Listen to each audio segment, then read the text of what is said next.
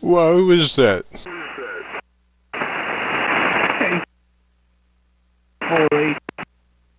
How clean that my buddy just signed off there a minute ago, and I was still listening, and I could tell somebody was close to what direction you was.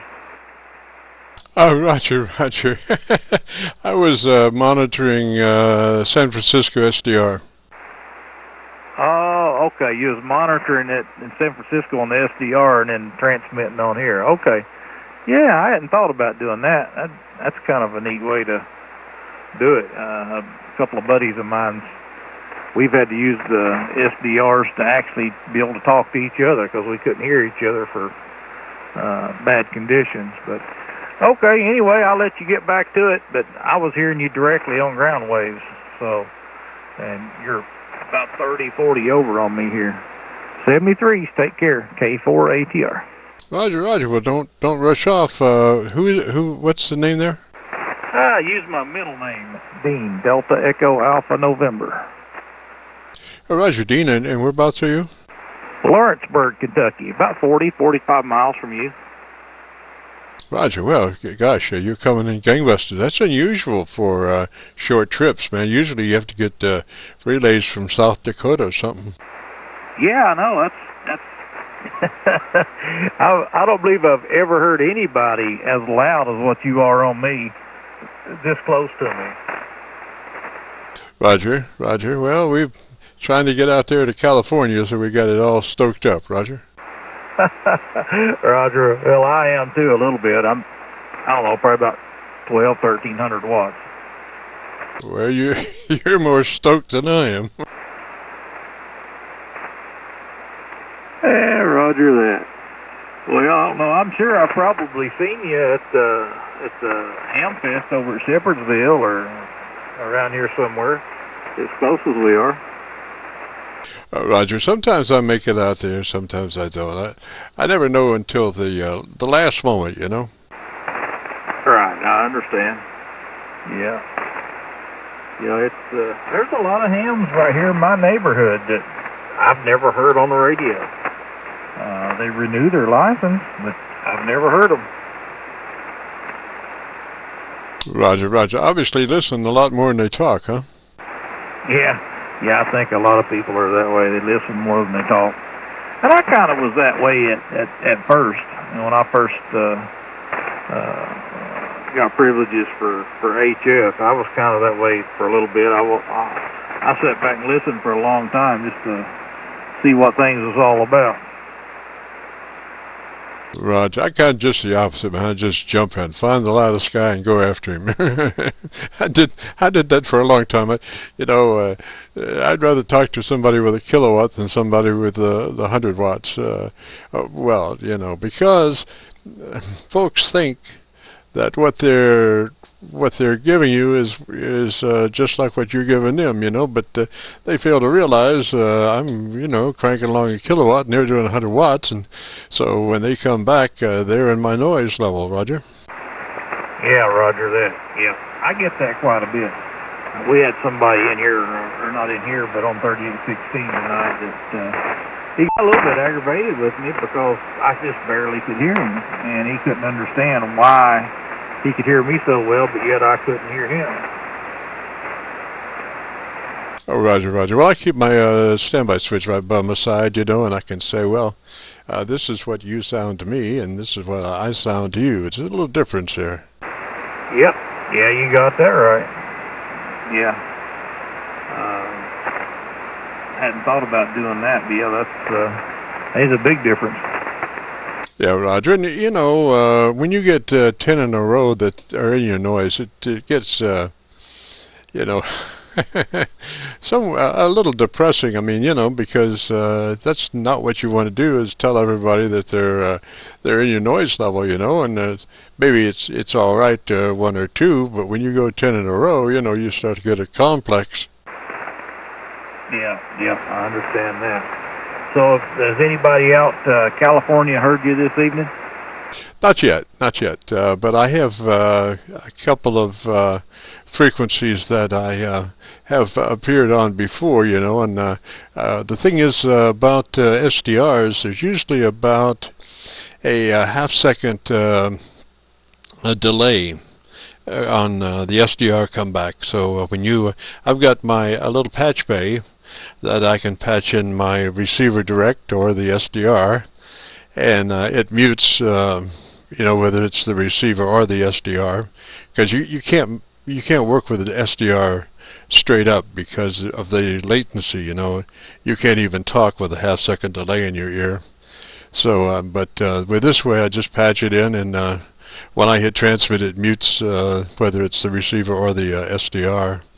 And but when you back off the key on an SDR, you can usually hear your last word, so you know pretty much how your signal is getting there. Yeah, roger that. Yeah, I've used that. Is it Web SDR? Is that the one you're using? Roger. This is the San Francisco SDR. As I understand it, that's about the only game in town, even for those in L.A. and around through there. You know, they're still coming through the San Francisco SDR. Oh, okay. That's pretty cool. I haven't been on there. I haven't talked. You know, it's been forever since I've heard anybody out that way. Roger. Well, usually not. You know, and the thing is, I was listening, and you know, I could hear these voices way, way off in my noise level, and so I gave them a shout, and they could hear me. I was giving them a 9 over, you know, and but unfortunately, when they were coming back to me, I was getting about, you know, noise level just above noise level around through there. So I was thinking, well, you know, if I could just copy them a little bit better, I could go direct, and they would get a pretty good signal. We could actually get a QSO going there. Yeah, roger that. Yeah, you really could. Maybe there's another one that you could go to that's closer to them, or not necessarily closer, but farther away from them. Maybe better. No, I think I want to, you know, it's a rule of thumb, the closer you get, the better you are on the receive.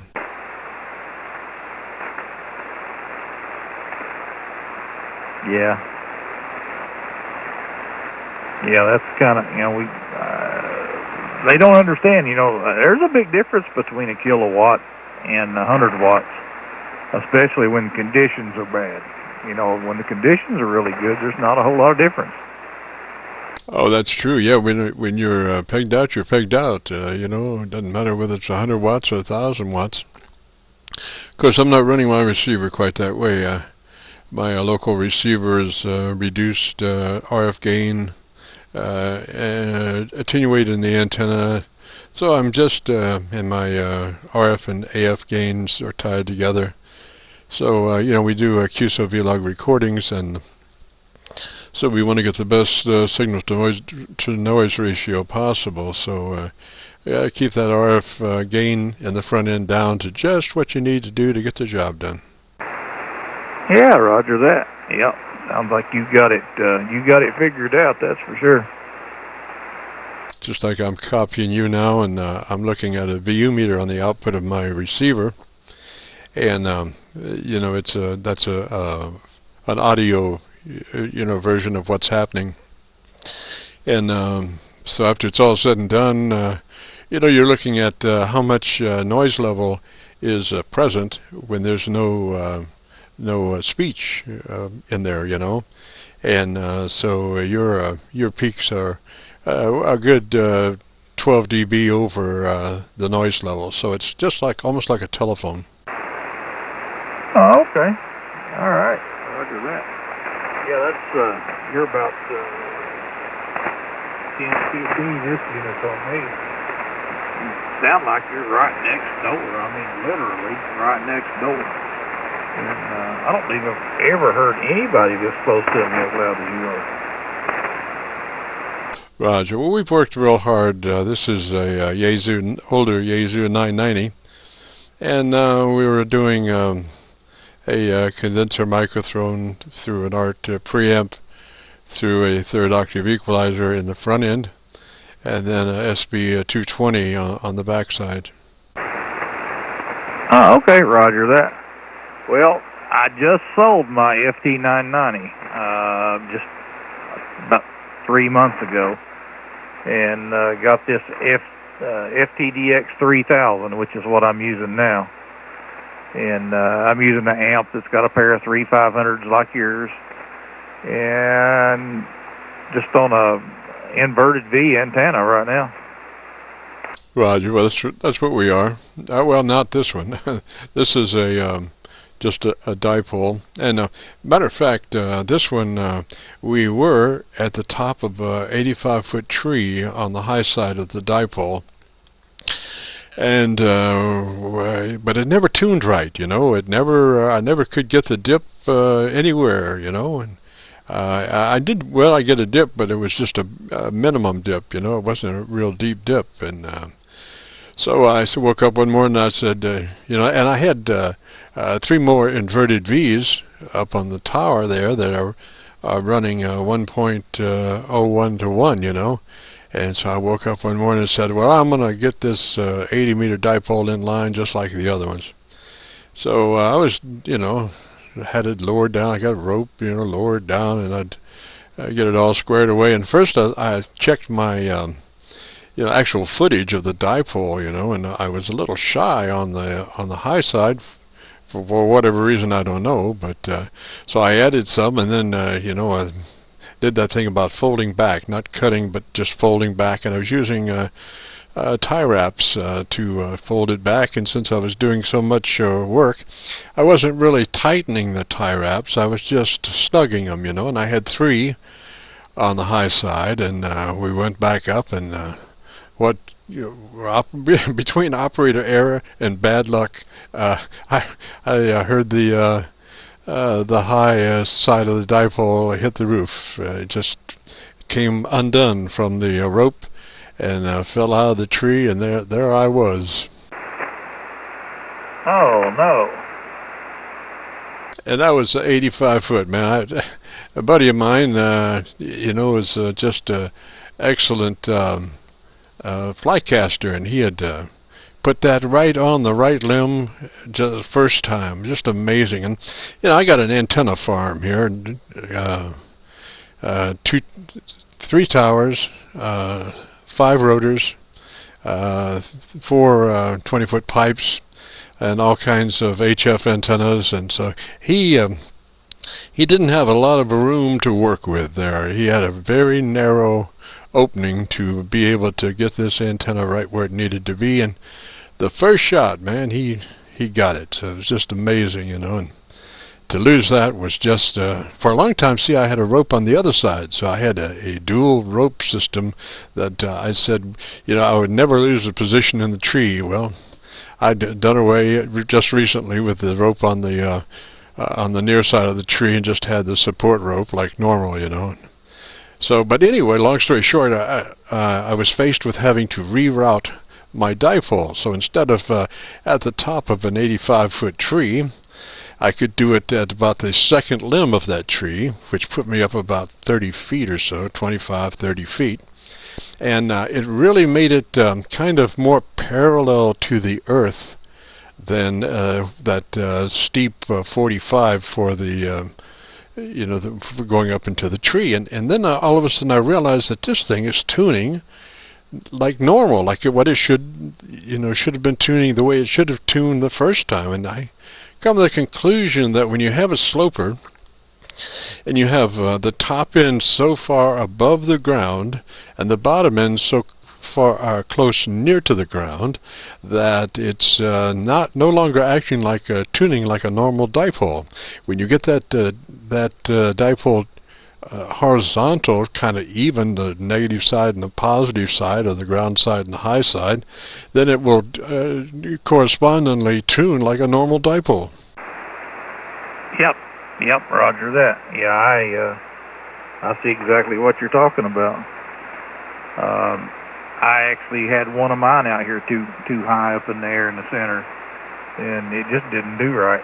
And I dropped the center down and spread it apart, and finally got a good dip on it. Roger, my dip is happening at about 39.30, and I haven't played with it at all. It just naturally went to 39.30 with a real steep dip. It's about a 1.05 to 1. Really neat, as I haven't messed with it that much. I'm still running it through the tuner because on these lower frequencies, of course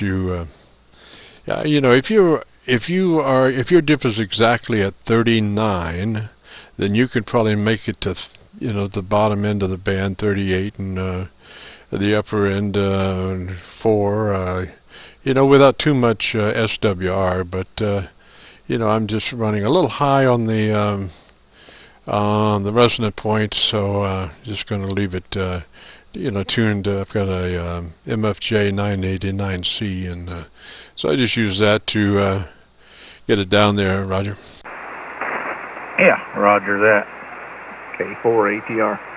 Yeah, I've got an Ameritron ATR 30 that I use on this one, and it does an awesome job. Of course, it's not an automatic; it's a manual tuner. I actually prefer a manual than I do an automatic myself.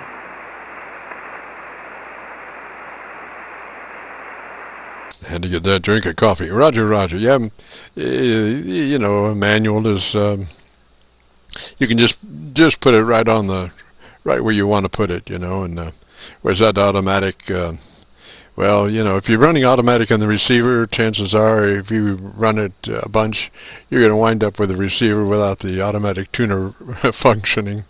So, it just takes a section to manually tune it, and the way this MFJ is, I'm using the tuner on this antenna on the 80 meter, and then I go to bypass, and I pick up a 6-position rotary switch for the other dipoles for the other bands.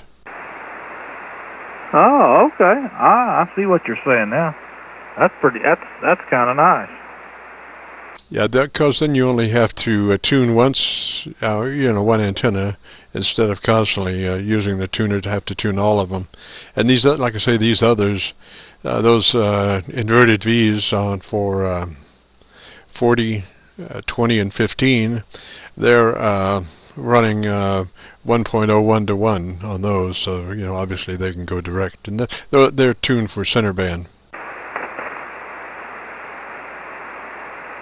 So I guess that probably works out better than a fan dipole. With fan dipole is what I'm using right now, and I've got it cut for 40, 80, and 160. Roger that. Well, see, I got to figure my luck. On a multiple situation like that, it's fairly zilch to none, that they're all going to work out. So with separate antennas, I can concentrate on each one separately, and I feel a lot better, a lot luckier having the separate antennas than the one, considering my luck. Well, I got this one 1.2 SWR to the center of all three of those bands, 40, 80, and 160. And I kept playing with it, and I finally got it, perfect right in the center of all three of the bands. That's great. That is great. And that's what it takes. I think the antenna is only as good as your ability to get to it. If it's a real pain in the whatevers to get to, chances are it's not going to be tuned real well, because it takes time and effort to do that. Unless, again, you're extremely lucky. And if it's a real pain to get to do that, then you're going to settle for third best. Yeah, I agree. Yeah, but I still have to use the tuner, when I go above or below where my dip's at. But I don't have a problem with this tuner. Will tune anywhere I want to go. without a problem whatsoever.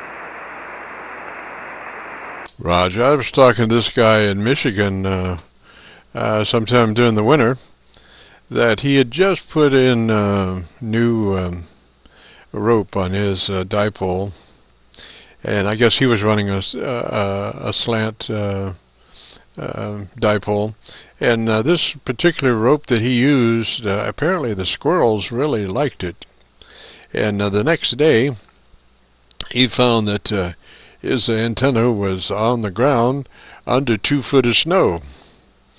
And so I'm not sure what kind of tuner he had, but he was had things tuned out. He was running about 1 kilowatt. I was getting a 9 on him from Michigan.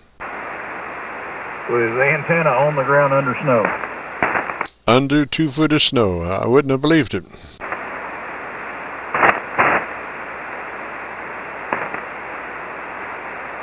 Yeah, that's just amazing there. You would think that the snow would start melting where that thing was laying. Roger, and I'm not sure. It was the high side that fell, so he still had, depending on how high he had the low side, as to how much the dipole was totally in the snow, or under the snow. But I would say half of it to 2/3 of it was probably under snow. The high side was definitely under snow.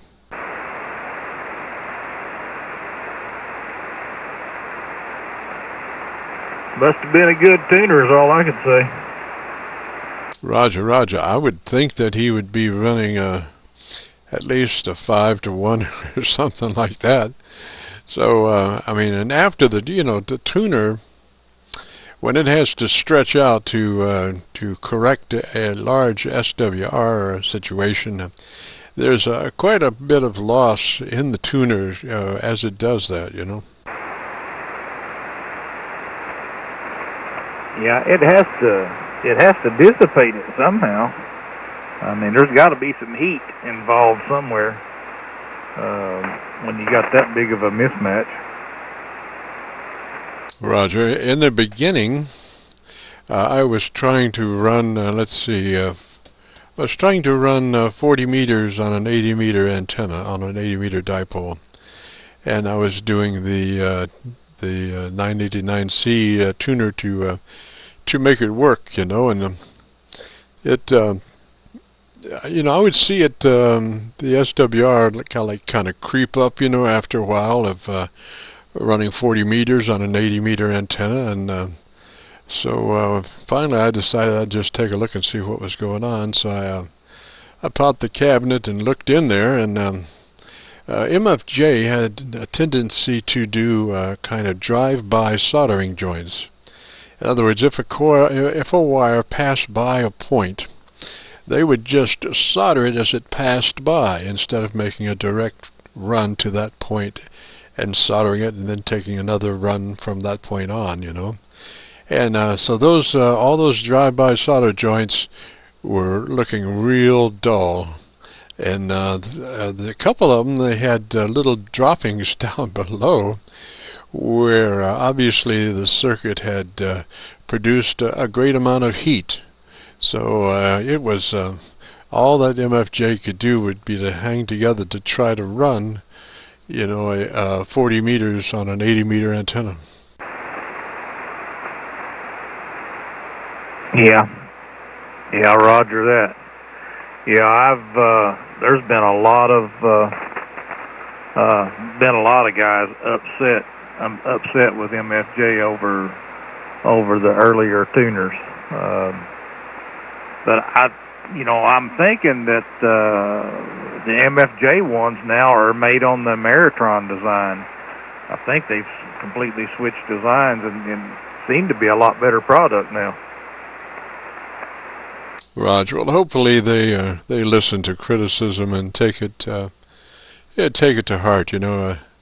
But anytime you do it like a drive-by solder joint in a tank circuit that is going to, particularly a tuner that's going to be in all kinds of bad situations. That's the only reason you need a tuner, because you're in a bad situation, So it's got to tune you know, a lot of hard times there, and I think you want to make direct runs and solder that, and then take another, you know, run from that to wherever else you're going, as opposed to just catching it on the bypass.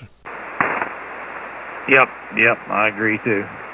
It didn't help anything either there for a while when they took the lead out of the solder. Solder really wasn't any good there for a while. There was a lot of electronic products made right in that first transition that solder that they used just wasn't any good.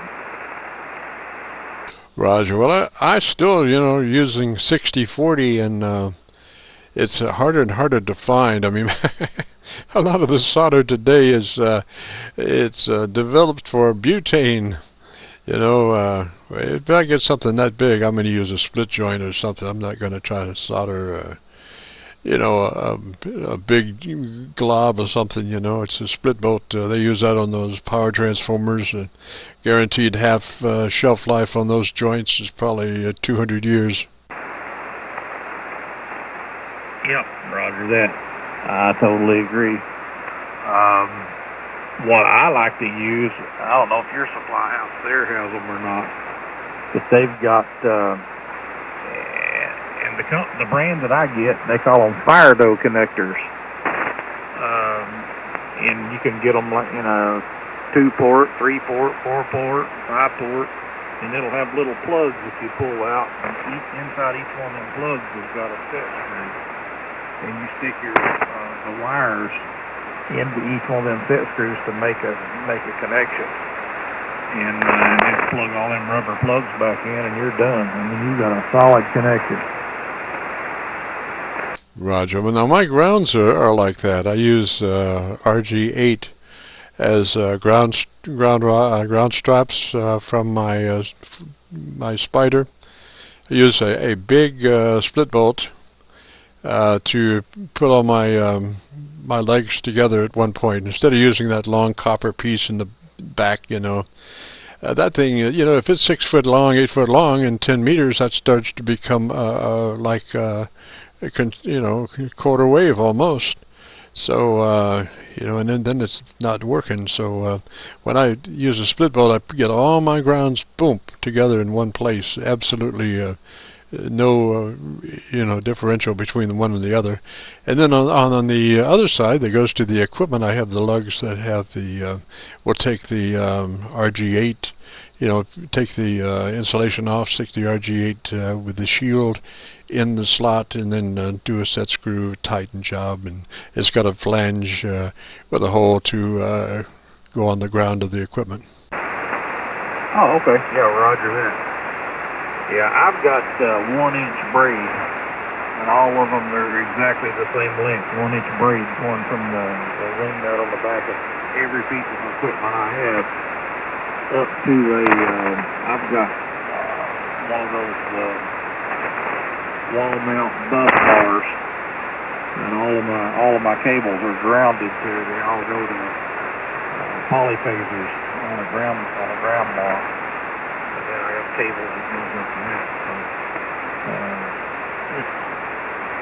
I got it set up pretty good, but even though I've got it all set up that way, tonight when I sign off, I go outside, and I've got a pass-through big through the wall set up so I can go outside and disconnect all the cables from outside of the building, and take them over to the bottom of the tower and screw them in and ground them.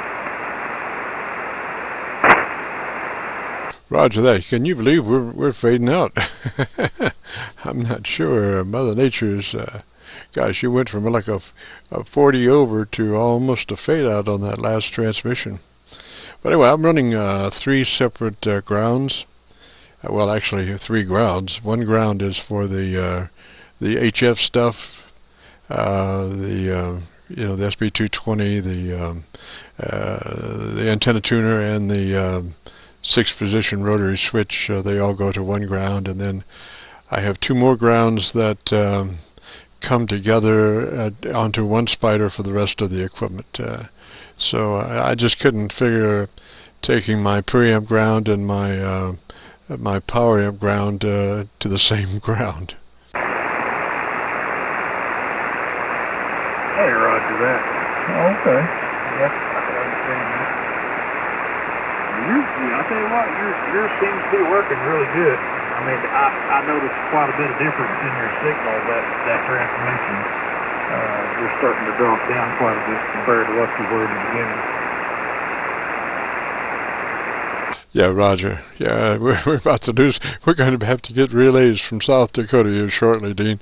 Listen, I have been rolling QSO-VLOG. That's what we do.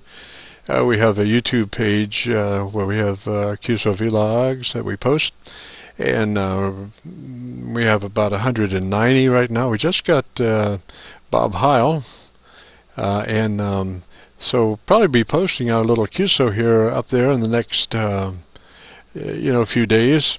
And so if you go to YouTube and do a call letter search for Kilo Charlie 9 Victor Kilo Victor, and then that'll open up the QSO-VLOG page, and right at the top of the page there will be the one that has 190 QSOs in it. And if you click on that, when it opens up, Art Bell will be at the top, Bob Heil will be second, and then probably our QSO will be right there towards the top. Roger? Hey, roger that. Oh, okay. All right. Well, that's pretty cool.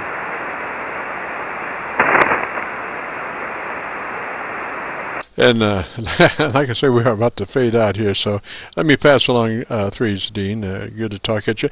Come back with your call sign one more time, slowly and phonetically. Kilo 4 Alpha Tango Radio. Kilowatt 4 Alpha Tango Radio.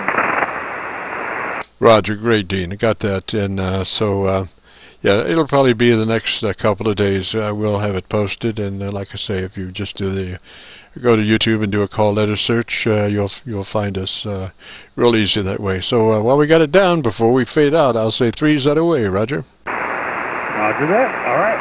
7 threes. Have a good night. Roger, threes, Dean. Kilo Charlie 9 Victor Kilo Victor. Be clear and trying to get working towards California.